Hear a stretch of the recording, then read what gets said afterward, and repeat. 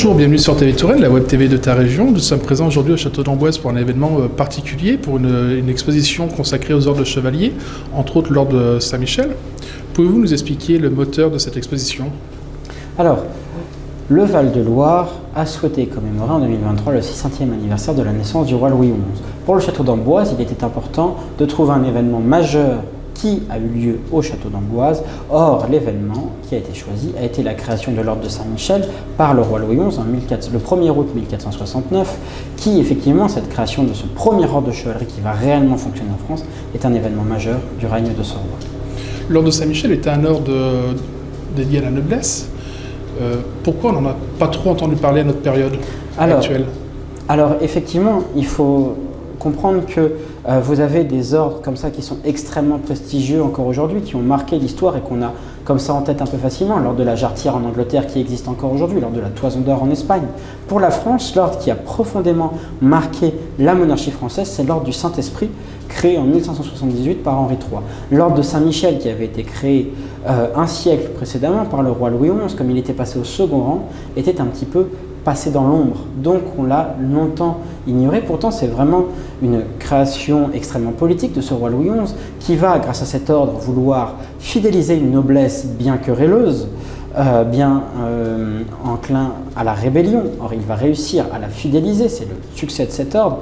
Donc un ordre qui méritait réellement une vraie étude. Et quelles étaient les activités des chevaliers de l'époque? Alors, d'une manière un petit peu paradoxale, je vais répondre de manière un peu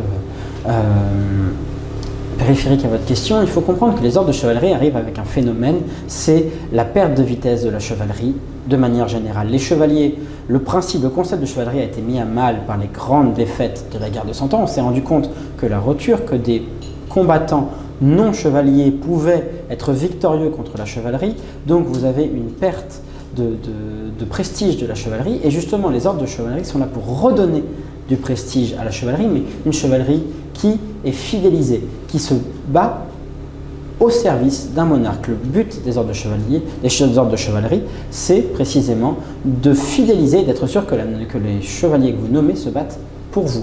Et donc, le rôle des chevaliers, ce sont avant tout des grands combattants. Pour Louis XI, vous avez des grands capitaines d'ordonnance, le connétable, l'amiral de France, etc.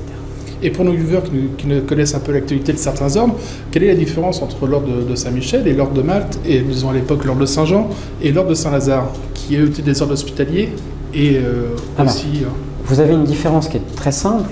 Les ordres qu'on va appeler ordre militaire et religieux, l'ordre de Saint-Jean de Jérusalem, qu'on appelle aujourd'hui ordre de Malte, l'ordre de Saint-Lazare, sont des ordres religieux. Donc vous n'avez pas de prise de pouvoir séculière, de prise de pouvoir d'un monarque, d'un chef d'État qui s'accapare cet ordre pour l'utiliser pour sa propre volonté. Là, c'est une volonté réellement religieuse, un but réellement religieux, caritatif. C'est encore le but de l'ordre de Malte aujourd'hui, protéger les pèlerins, combattre pour, évidemment, pour la Terre Sainte, pour la foi, alors que les ordres de chevalerie, eux, ont un but réellement séculier. Ce sont les princes, les monarques, les rois qui les ont institués à la fin du Moyen-Âge. On se sont inspirés de ces ordres religieux, mais avec un but politique. Cette fois-ci, c'est vraiment fidéliser une noblesse parfois querelleuse, parfois rebelle, pour s'assurer qu'elle combat et qu'elle est surtout obéissante à un prince, à un monarque.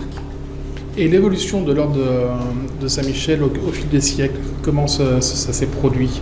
Alors, un ordre répond toujours. Un ordre, ce sont des valeurs qui adhèrent des ordres. La fidélité, par exemple, dans une chevalerie. Or, ces valeurs vont évoluer avec le temps. De la fidélité, on va glisser avec le siècle des Lumières vers le mérite. Et un ordre qui survit, c'est un ordre qui évolue, et l'ordre de Saint-Michel va progressivement évoluer vers cette notion de récompenser. On ne cherche plus à fidéliser des personnes, on les récompense, on récompense un mérite, et l'ordre de Saint-Michel va progressivement devenir un ordre de mérite plutôt pour les personnes civiles, pour les artistes, pour les grands industriels, les grands scientifiques, au courant du XVIIIe siècle, puis de la Restauration. Et quelles sont les pièces qu'on va pouvoir découvrir sur l'exposition au château d'Amboise? Alors vous avez justement, qui dit ordre de chevalerie dit insigne, donc on va pouvoir découvrir un collier, un petit ordre, un pendentif de Saint-Michel, puis une croix, puisque l'ordre va devenir une croix au XVIIe puis XVIIIe siècle, et on va pouvoir découvrir de formidables témoignages qui sont montrés vraiment pour l'exposition comme des statues de magnifiques enluminures de la fin du XVe siècle, les statues de Saint-Michel du duc d'Orléans, ou également de magnifiques pièces de numismatique, une pièce en or avec Saint-Michel aux armes de France, ou des choses comme ça qui sont absolument formidables. Un dernier mot pour donner envie à nos viewers de venir voir l'exposition.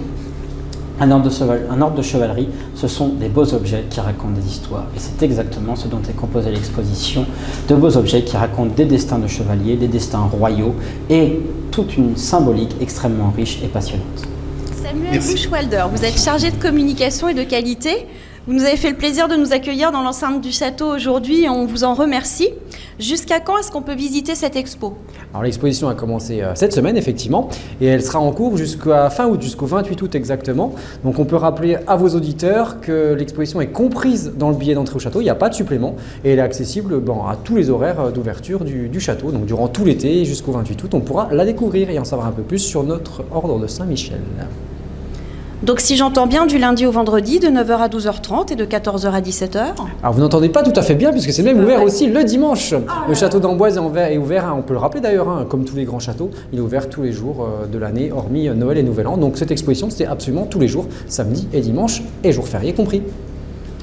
Une exposition à laquelle on peut venir en famille. Je crois que vous avez préparé avec votre équipe quelque chose de particulier en direction des enfants. Oui, puisqu'au-delà de l'exposition principale, qu'on a évoqué tout à l'heure, on va aussi proposer un petit parcours autour de 6 grands dessins inspirés de la bande dessinée et du dessin de presse qui ont été réalisés par l'artiste illustrateur Paul Noblet, qui vont être installés dans la tour Cavalière, pour ceux qui connaissent le château, et qui vont venir rappeler de manière humoristique 6 grands épisodes, 6 grandes anecdotes de la vie de Louis XI en lien avec le château royal d'Amboise. Donc ça permettra d'ouvrir une porte peut-être plus aisée, plus simple pour les plus petits et pour les jeunes sur la personnalité et sur la vie de Louis XI. Très bien. Alors, quels seront les prochains événements que vous nous proposerez après ça ? Alors, il y aura plein de choses. Oui. Alors, évidemment, le grand rendez-vous depuis quelques années, inratable pour les Amboisiens, c'est les soirées pique-nique panoramiques au château d'Amboise. Donc, en juillet et en août, on doit avoir 5 ou 6 dates, je crois. Donc, je vous rappelle le principe. Vous venez avec votre pique-nique. Le jardin du château reste ouvert le soir. Vous pouvez rester jusqu'au coucher du soleil. Il y a un concert qui est proposé à chaque fois. Et puis, pour certaines dates, on ira même jusqu'un peu plus loin, parce qu'on attendra que la nuit tombe pour observer les étoiles avec les bénévoles de l'Observatoire de Toxigny. Donc ça, c'est vraiment à noter dans ses tablettes, c'est le truc à faire avec ses potes, avec sa famille, c'est super. Et puis on aura aussi un festival de musique, le festival La Musica in Audacia au gré des notes, avec quelques nouveautés cette année qui se tiendra au mois d'août. Là, le propos, c'est de donner pareil un aperçu, même à ceux qui ne s'y connaissent pas, sur la musique classique et sur les arts. On va avoir des arts mêlés entre la musique, la danse, on va avoir le mime, on va avoir plein de choses. Donc venez découvrir. Là encore une fois, c'est sans réservation, c'est compris dans le billet du château. On vient en curieux. Ça nous plaît moyen, voilà, on passe et si on découvre, on reste, on s'assoit et on vit jusqu'au bout. Voilà, c'est le principal de ce qu'on peut se dire pour l'été en tout cas. Très bien, et j'avais une dernière petite question concernant cette belle après-midi qu'on vient de passer ensemble. La présence de 2 figures emblématiques de la Fondation Saint-Louis, à savoir Frédéric Dulaurence et du comte de Paris, respectivement président et président d'honneur, qui étaient réunis donc du coup aujourd'hui pour cette inauguration. Est-ce que c'était pas en soi déjà un événement ? La présence du comte de Paris est évidemment un événement au château royal d'Amboise. Très bien, merci. Merci à vous.